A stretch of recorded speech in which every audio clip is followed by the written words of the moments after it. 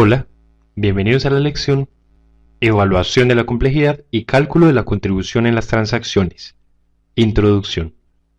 El objetivo de esta lección es presentar los criterios para determinar la complejidad y contribución de las transacciones, definir las reglas de medición para los tipos de datos en las transacciones, destacar lo que no se debe contar como tipo de dato en la evaluación de la complejidad de las transacciones y explorar un caso de la medición de puntos de los tipos de datos de una transacción.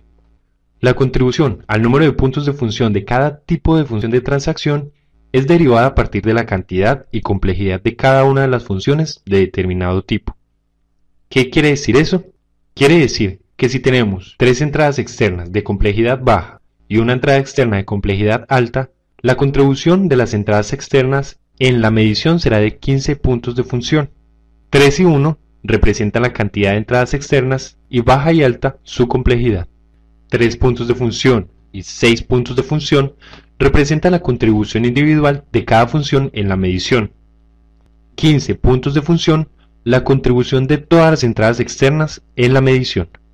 Ya discutimos la identificación de las entradas externas, salidas externas y consultas externas. Vamos a presentar reglas para evaluar su complejidad, determinada en base a la cantidad de archivos lógicos referenciados y tipos de datos. Observe que el concepto de tipo de dato y sus reglas de medición ya fueron discutidas cuando se presentaron los criterios para determinar la complejidad de los archivos lógicos. La similitud de los archivos lógicos en la medición es parte de la definición del tipo de dato como si fuera un campo único, reconocido por el usuario y no repetido. La diferencia es que solo campos que entran o salen por la frontera de la aplicación deben ser contados. Otro punto a destacar es que la medición de los tipos de registro se restringen a la evaluación de la complejidad de funciones de datos, y su uso en el análisis se cierra en esto.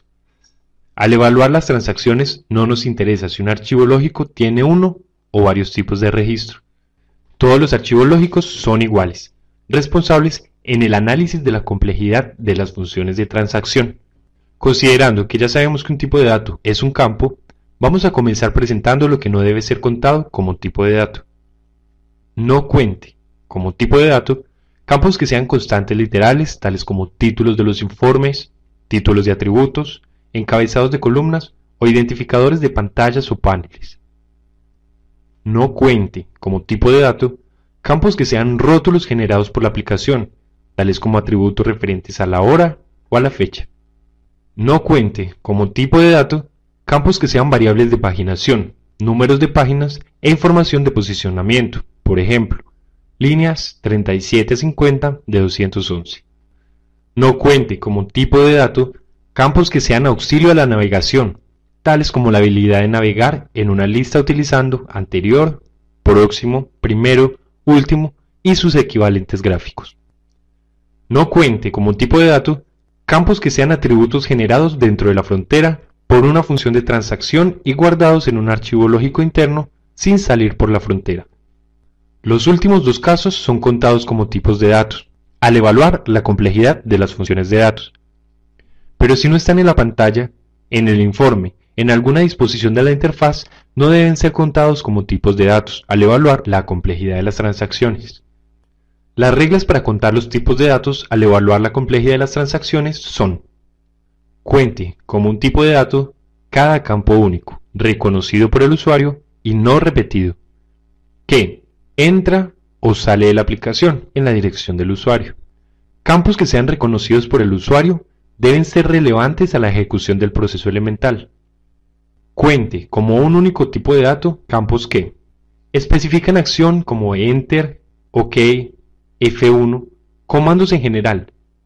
Cuente solo un tipo de dato referente a esto.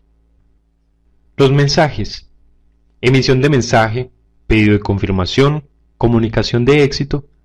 Cuente también solo un tipo de dato referente a esto. Campos que entran y salen deben ser contados solo una vez. Dando continuidad al caso de estudio que utilizamos en lecciones anteriores para ejemplificar la identificación de las transacciones, vamos a determinar la complejidad de la transacción de ingresar una nueva venta. ¿Quién es el comprador en esta factura? El requisito necesario para que la función ingresar factura sea completa. ¿Cómo se resolvió? con un recurso en la interfaz de usuario para escoger el contenido de ese campo. Un tipo de datos se contará referente a este campo. ¿Cuál es la situación necesaria del comprador para ingresar una nueva factura? Para que la función ingresar factura esté completa, es necesario saber si existen asuntos pendientes. ¿Cómo se resolvió? Se informa al usuario si éste tiene algún asunto pendiente. Un tipo de datos será contado referente a un campo que es derivado y presentado, que atraviesa la frontera, durante la ejecución de la transacción. ¿Qué se necesita? Puede ser necesario durante el ingreso de una factura entrar en contacto con el beneficiario. ¿Cómo se resolvió? Presentando sus datos de contacto como parte del proceso. De ahí, contamos 3 tipos de datos, referentes al nombre, al email y observaciones del contacto. En ese contexto, es necesario la dirección como una unidad indivisible, independientemente de los campos usados individualmente en su composición. Esto no se trata de una concatenación. ¿Cómo eso se resolvió? Crear lógica de procesamiento para este fin. De ahí, contamos un solo tipo de dato, referente a un dato derivado presentado como una dirección, y 3 tipos de datos más referentes al teléfono, al fax y al celular. Los detalles de la factura y los del número de cuotas a pagar deben ser informados por el usuario. Debemos contar un tipo de dato para cada uno de esos campos. Observe que la unidad organizacional, el tipo de dato número 14, y el valor de la cuota, el tipo de dato número 15, ya fueron contados. Son campos repetidos. Ya, el porcentaje, independientemente de ser calculado o no, es un campo único en esta función. Proseguimos con nuestra medición. Fecha de cierre. La fecha de cierre hace parte del formulario. Una factura nunca se ingresa como cerrada. Esto no hace parte de esa función. El usuario puede dirigir el ingreso por medio del botón OK o por el atajo de guardar. De esta forma, pueden haber varias formas de especificar la acción. Y solo un tipo de dato es contado, sería el 24º. El sistema solicita la confirmación de una operación, comunica que el ingreso se realizó con éxito y emite una variedad de mensajes de error. Confirmación, comunicación de éxito, mensajes de error son contados todos como un solo tipo de dato, el 25º. Como se trata de una entrada externa, a partir del tipo de dato número 16, no hace diferencia si son 25 tipos de datos o 100 tipos de datos en la determinación de su complejidad.